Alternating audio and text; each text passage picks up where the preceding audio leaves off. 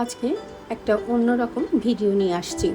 সবসময় তো রান্না বান্না ঘরের কাজকর্ম সব কিছুই দেখাই, আজকে আর সেইগুলো না দেখাবো না। আজকে একটা দাওয়াত ব্লগ নিয়ে আসছি। সন্ধ্যার সময় চা বানিয়ে নিচ্ছি, রেডি হওয়ার আগে একটু চা খেয়ে নেব, তাহলে এনার্জিও পাবো। আর আমার সন্ধ্যার দিকে একটু চা না খেলে না কেমন যেন লাগে, মাথাটা ধরে যায়।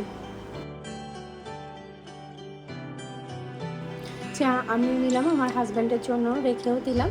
সেই সাথে আমার 2 বাচ্চা বলে উঠলো যে আম্মু আমাদেরকেও চা দাও, তো ওদেরকেও চা দিয়ে দিলাম। দাওয়াতটা করেছে ওয়ার্কিং ডেতে, সেই জন্য একটু তাড়াতাড়ি বের হতে হবে, সেই জন্য একটু ঝটপট করে চা বানিয়ে নিচ্ছি।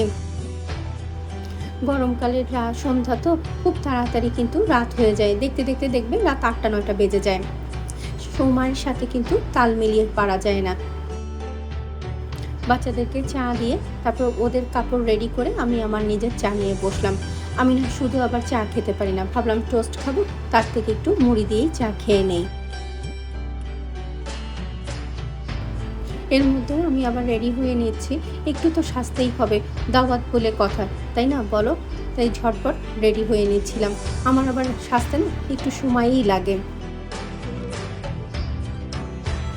ব্লাশন দিতে গিয়ে দেখি ব্লাশন শেষ হয়ে গিয়েছে, তখন আর কি করব, তাই দেখলাম যে রেড কালারের লিপস্টিক আছে কিনা। রেড কালারের লিপস্টিক দিয়ে সুন্দর একটা ব্লাশন করে ফেললাম। এই সমস্ত হ্যাকগুলো না বেশ ভালোই কাজে দেয়।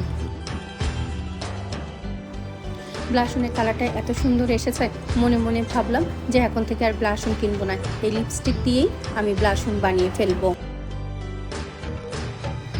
সবাই মিলে রওনা দিয়ে দিলাম। আর ওয়ার্কিং ডেতে অনেক সময় লাগবে, রাস্তাঘাটে কিন্তু অনেক জ্যাম আছে। তবে যে জায়গাটা গিয়েছে সেখানে রুফটপে না খুব সুন্দর একটা ছবি তোলার জন্য একদম পারফেক্ট।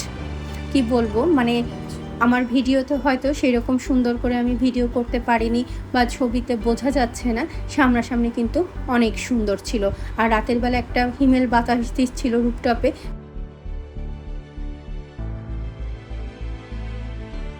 বেশ ভালোই লাগছিল। আজকে অনেক দিন পর সবার সাথে দেখা হলো, গল্প হলো, অনেক হাসাহাসি হলো, সেই সাথে কিন্তু খাওয়া দাওয়াও চললো। বাচ্চারাও কিন্তু অনেক এনজয় করেছে। অনেক দিন পর আজকের সন্ধ্যাটা খুব সুন্দর কেটেছে। আজকে এতটুকুই, সবাই ভালো থেকো, সুস্থ থেকো আর নিজের প্রতি খেয়াল রেখো।